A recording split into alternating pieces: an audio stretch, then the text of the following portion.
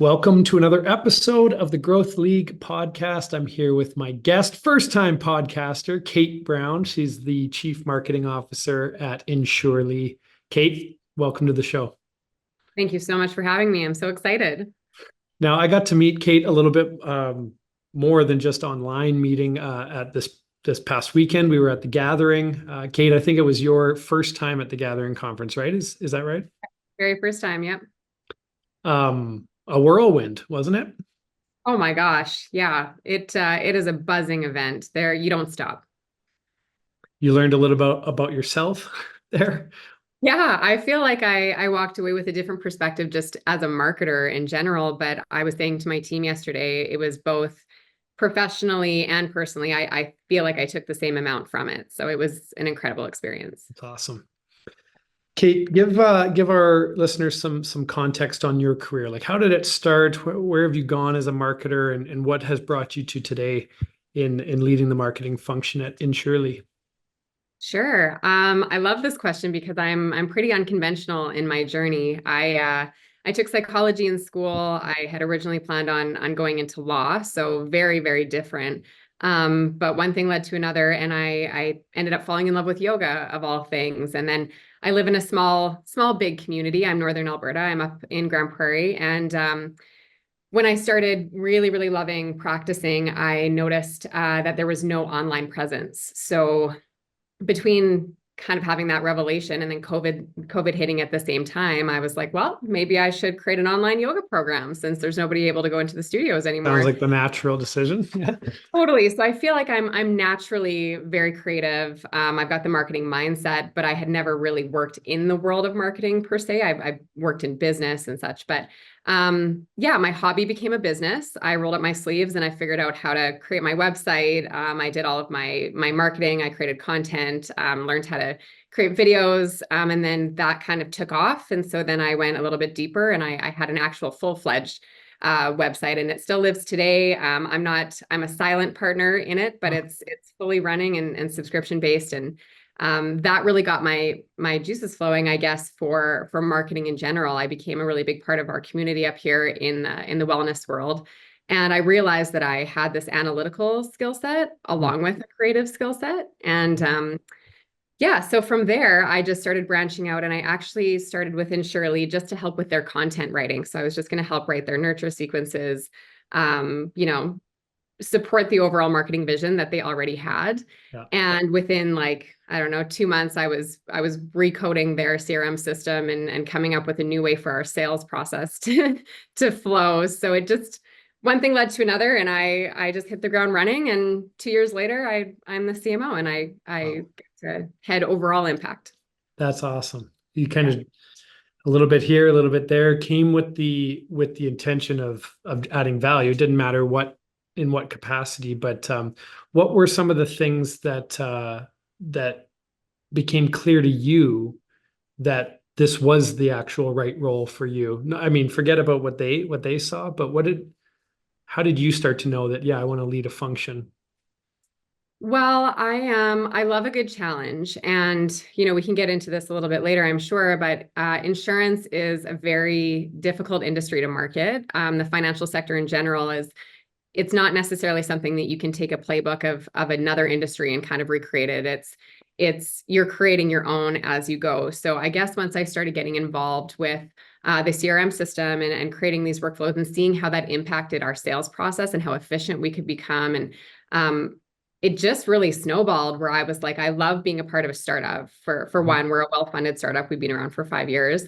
But they have a good history in the insurance space. So they have a really good knowledge of insurance. And I just got to be the one that got to be a part of that build from a creative standpoint. Right. And that fills my cup so much, being able to be, from the ground up. Yeah. Um, and they've always been very supportive. We've got a really cool culture. So, I mean, there's a few different things that made me feel like I was in the right place, but I really got to be a leader in my own category. And That's yeah, great. that excites me. How can you define your mandate today as it relates to both the actual business case, but also if there's a team leadership component as well? Like, what is your mandate? What are you paid to do today at Insurely? Um, well, I mean, sometimes that depends on the day. Like I said, we're a startup, so I'm a CMO, but I am really in the dirt. I have my hands on everything. So we have a very small team, which means that I get the opportunity to not only um, be a part of the leadership talk, but I am the implementer. I get to execute.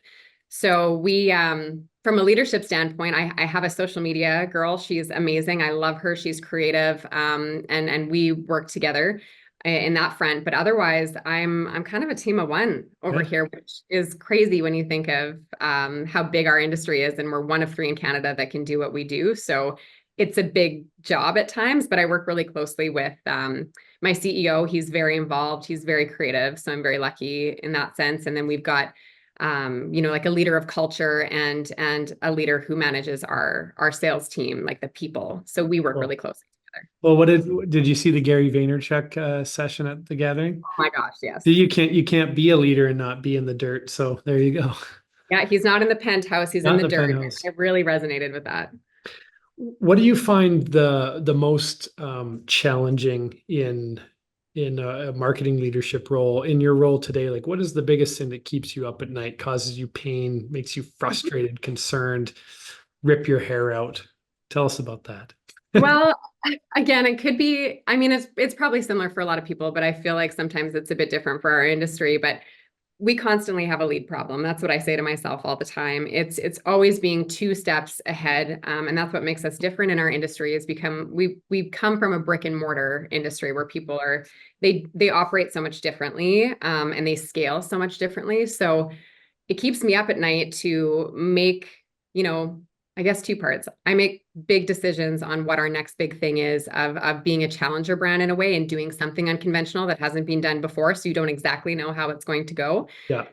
I'm a young leader. I'm early 30s. I'm 32. So because of my unconventional path, I think sometimes you get into that space of like, okay, do I know what the next thing is? Do I Mhm. know how to properly execute this, measure it, find the proper resources? And that's actually what led me to the gathering event was I'm like, I want to be associated with these people that have built up these huge brands that I can drive that inspiration and maybe some of those seeds of how to do it properly. But we've taken a lot of big initiatives in the last couple of years, and some have worked really well and some haven't. And so it's probably that it keeps me up knowing that, I mean, this is quoted from The Lion King, I think, but like everything that the light touches is my responsibility. So if it goes really well, I can be like, good job.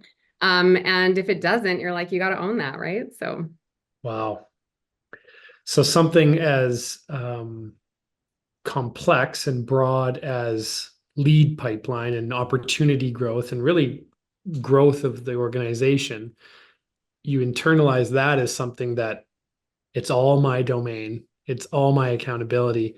Young, so whatever, but you don't have as many experiences as others to kind of balance or compare things up against. So like what gives you the confidence and the motivation to make big decisions? Is it a quick conversation you have in your head? Are there people that you surround yourself with? Is it just the willingness to fail and a support system within your CEO and team?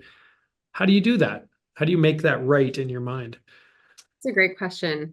I mean, I think it probably depends on the idea, but it's a mixture of all of those things. I think that um, our secret sauce here, what I like to think is mine, is I'm both analytical and creative. So I think it's giving creativity the room to breathe, and that's not something I have a problem with. I love being creative. I love throwing things at the wall. If I gave you a tour of my office, it's filled with giant sticky pads and whiteboards, but then really reverse engineering that and letting the data create the narrative from the idea. So being multifaceted, I guess, in the way that you approach things makes me more confident because I know I have the ability to do both.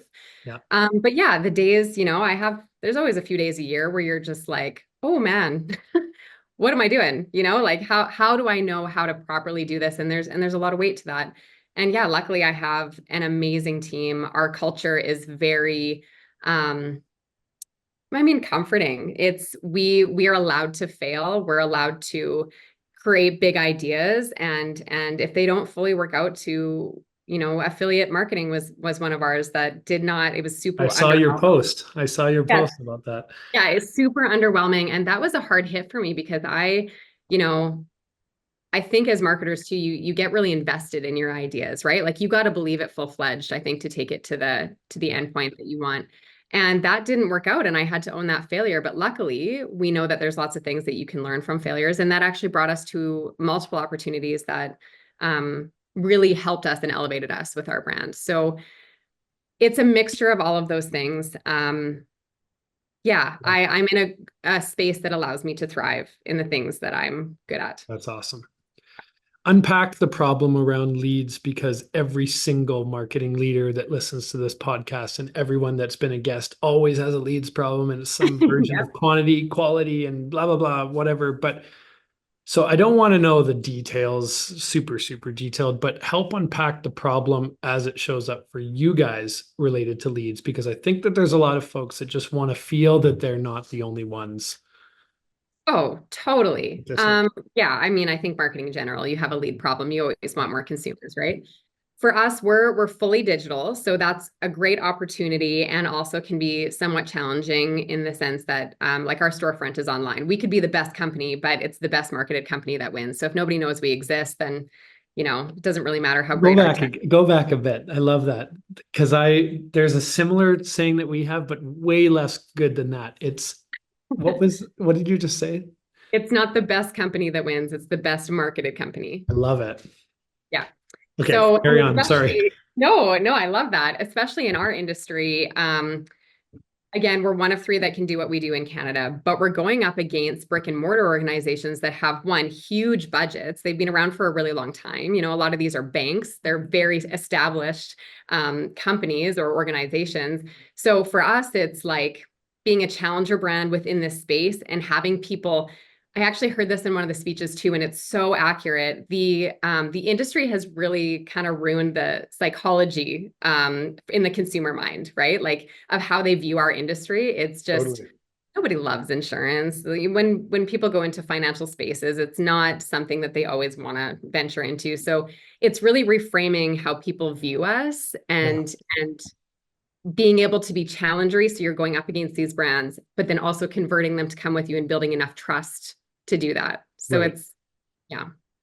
And do you find that you've had to throw a lot of stuff against the wall to see what sticks, or have you felt that you've been able to like, are you more oriented to your analytical side? You talked about creative and analytical side, or is it just do you like to play in the Oh, sandbox? you know Yeah. what? Now I would say that we're probably much more strategic. Like me 2 years ago, I was probably a lot more, well, no, not probably. I was for sure a lot more naive than I am today. So I think my creative mind probably ran more of the show versus the analytical mind. I didn't Hmm. reverse engineer as many ideas, but I do both. It's like I'll have days where I'm like, hey, I work best when I'm inspired and I have that next new thing. I'm going to go in the boardroom and I'm just going to throw up the most wild things that I can think of. How can we stand out? How can we make people love us? Like what kind of tech has to support that? All the things.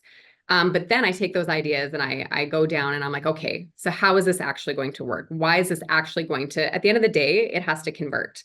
Right. Um, we can have as many fun colors as we want or as many cool campaigns, but ultimately, if it only bring impressions are great, we've built a lot of brand equity, but at the end of the day, I'm like, my job, what I get paid for, what I'm Yeah. required to do is grow the top line, right? So, Right.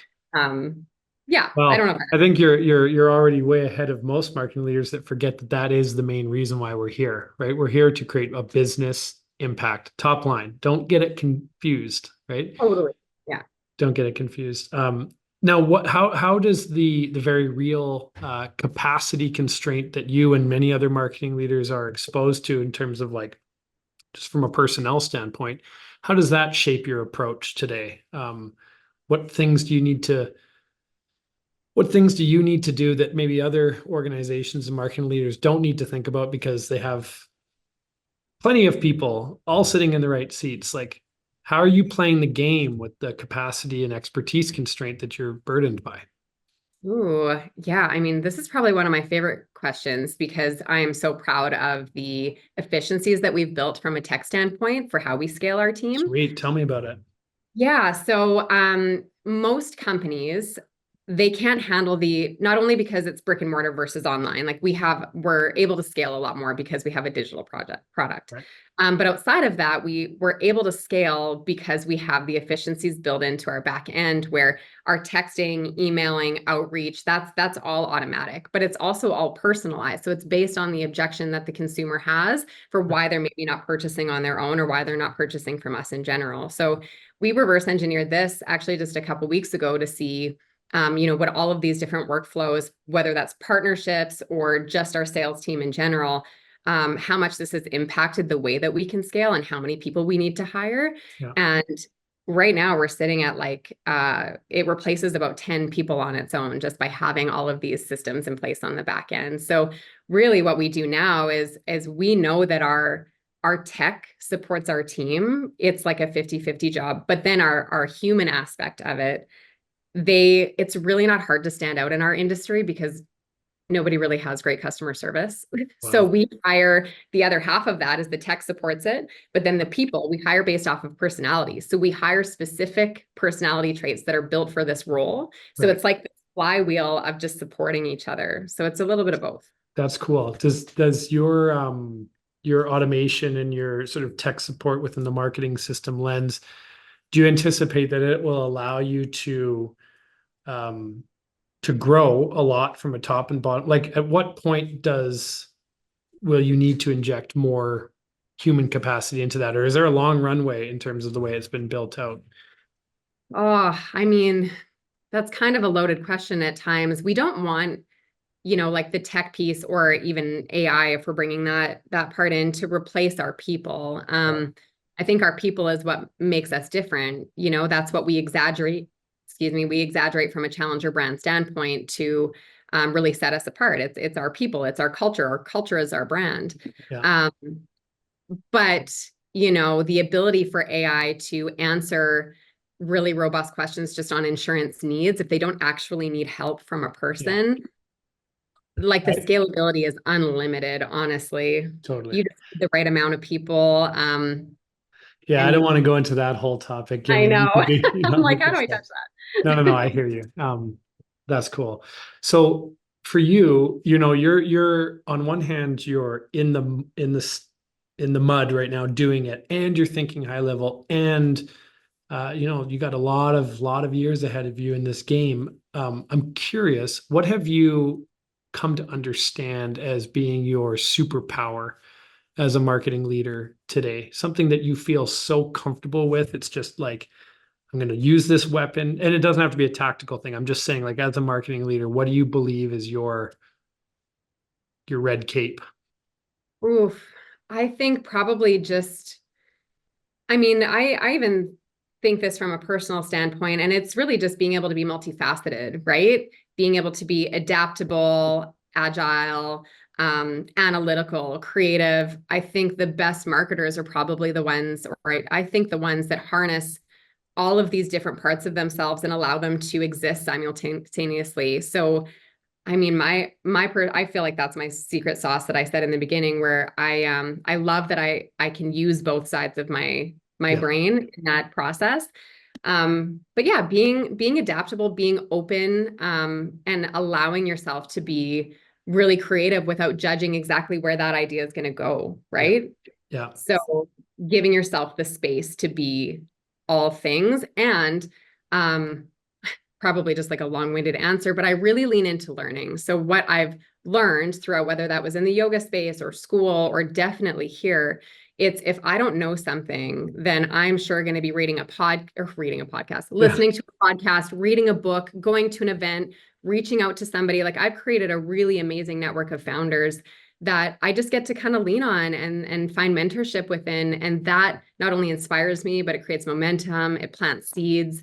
Like Hmm. there's so many, being multifaceted and leaning into all of those spaces, That's depending on the great. day.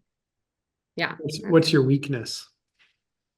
Oh, um, probably, like the ownership piece of these things. I think sometimes you can get really in your head about imposter syndrome in a way of not always giving yourself the flexibility to maybe be wrong, even though you know your failures are a lesson and a learning point. It's like you really own that, and that can really take you down a slippery slope if you let it. So you know that would probably be a weakness. And I'm new. I wouldn't say that's a weakness. I think it is an opportunity, but I still have a lot to learn in being as big of a role that I'm in. Yeah, So if you that's don't awesome. lean into the learning, then it could probably drag you down. Yeah, that's right. No, that's right. And I think one of the things that we don't do a lot, and you've given a good example of how it's supported you, but like actually leaning into establishing a tribe of people that you can lean on Mm, and seek mentorship for. I think we all as a drivers think we can figure it out ourselves, right? But it's about surrounding ourselves on this journey with others that have done it absolutely. better or before. Kate, tell me, I see you all the time now on LinkedIn. You're doing these really cool sort of snackable clips on topics very directly and sometimes peripherally related to the value proposition of Insurely. Yeah. What sparked this, and tell me how it's going. Oh, you're just asking all the questions that I love today. So that has sparked, I was never actually really heavy on LinkedIn. When I had my yoga business, I was super heavy on Instagram, within the community. So it was a different tactic of marketing, obviously. And now being on LinkedIn, that was a seed of, okay, what is our next step for Insurely? And Surely, we want it to be the number one insurance agency in Canada. So, you know, we always have to do things to generate our leads and whatnot, but I want to be a thought leader. I want Insurely to be a thought leader within the Canadian financial sector. When you Yeah, think of insurance, when you think of Meghan Markle selling her home in Toronto, you think of Insurely because we're somehow tied to that. right. And with that comes building a personal brand. And so, you know, from a leadership standpoint, there's a couple of us that I know who we are as people represent Insurely really well. And I want them to go hand in hand. So it's not only I want to be a part of the marketing network within LinkedIn because there's so much opportunity there to get exposure to this is how we met. This is how I'm doing this with Yeah, you. And totally. I love that. So for Insurely, I want Insurely to be in that thought leadership space. And for me, I also want to be the same. This lights me up. This fills my cup. And so they can really benefit each other. That's awesome. Yeah. I want you to leave us with this if you're okay with it, Kate. Young marketing coordinators, managers, people that are sort of endeavoring and have ambition to become a marketing leader and have a career in marketing. What's something that you might have told yourself when you were 24 in the game or something like that? Or what would you now tell? Because I know it was a bit of an unconventional path, but what would you tell a brand new marketing intern, marketing coordinator that wants to be a CMO one day? Oh, just never stop asking for what you want. I think you follow the little niggles in life that, you know, again, I never thought I'd work in insurance. My path was unconventional, but I always followed the thing that made me really inspired or really happy or really lit me up from the inside out. And so if you keep following those and then along the way, find ways to stand out and differentiate yourself, make yourself irreplaceable, learn all of the things, talk to the people you need to talk to, put yourself out there. If you want to be in a leadership role, I think you have to like almost earn that spot in a sense of, hey, I'm here, I can handle it, I want to be here. But I mean, I guess maybe for a female standpoint too, it's being able to be powerful and dominant, but also leaning into that feminine side of being open and reciprocal and inviting. So, Wow. you know, leadership is a lot more than just being at the top, but advocating for yourself and standing in that power. I love that. Yeah. That's so great. Can you give us a teaser on what are some of the next topics that you're going to be digging into for Insurely, and why are they related to the key value proposition for Insurely? If you Sure. already have that planned out. I do. You know what? The gathering was so inspirational that I felt like half my notebook is just planning new campaigns. So that is the place to be inspired. If you haven't gone, you should go. For those listening, obviously not you, Yeah. you're a seasoned veteran. But we actually have three different campaigns that we're planning out, and I'm excited to test them all because I have an idea of where we're going to go, and that's based on community and invoking the sense of feeling within people. I think all the brands that have made an impact on me, they've made me feel something. Insurance can be a bit hard to do that within because it's not sexy. It's not necessarily something that you want to, spend your time doing. Yeah. But I want to essentially, I guess, give you a little nugget here of just what home means to you. And I'm Mm. gonna really go down that creative lane of invoking that feeling in people of why Totally. they love that. But then on the flip side, we love to have fun. We're a challenger brand. We're going to go after, some competitor pieces and, why people have bad experiences in insurance and poke fun at that. So we'll see which I love it. campaign is the one that wins, but Well, yeah. you got a fan in me, so I'll try to get the algorithm going a little bit when I Oh, see it thank you. posted. Thank you very much, Kate. Great spending time with you. We wanted to do this at the gathering and then we ran out of time, but really awesome to get to hear how you're playing this game a little bit and a lot of game to play left. So I love what you stand for. And I love at the end there when you're talking about, because actually I've asked that question multiple times and I've never heard ask for what you want, because I think it's a very simple thing and we forget that. Um, Anyways, I love that. Yep. So thanks for sharing, Kate. Well, we'll talk offline lots, I'm sure, but we should do this in another year or two and see how much Yes, it's. we should do that. Everyone, my guest, Kate Brown. Thank you. Thank you.